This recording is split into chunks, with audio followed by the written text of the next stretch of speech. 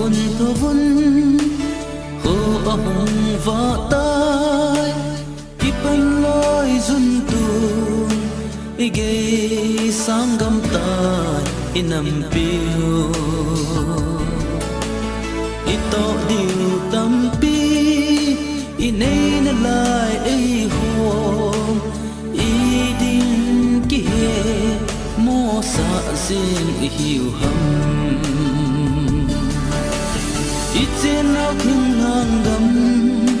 và thế nên epo khang lối pi nếp ute trên na gầm du khang in e ho aso pote gal zo ni lo pi hun ma se a pote igam le go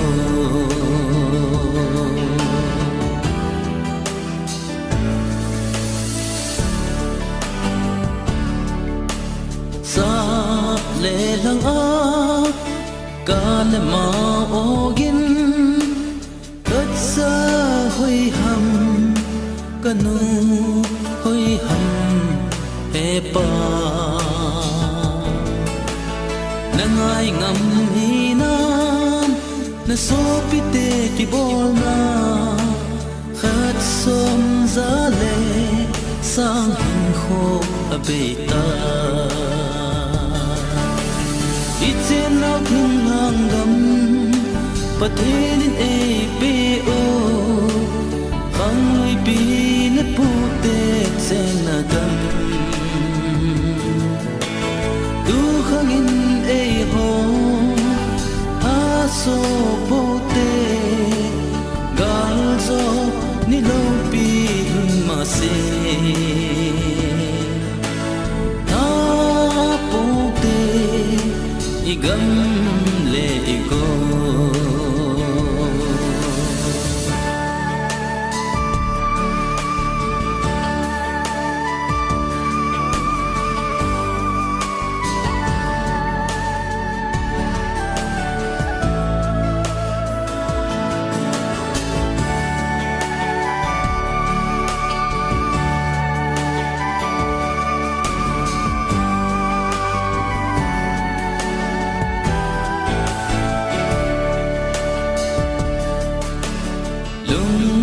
khát khát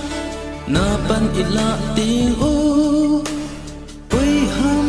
ku ki cha te em bo ngam ding chu ki kum khát leo han ku ki lên gam ha pon te khai ze lung kha in malam zon tao te trên áo thun hàng gầm pathelin epo khang loi pi nếp pu te chen na gam du khang in e ho aso pote gal zo ni lo pi hun ma se a pote igam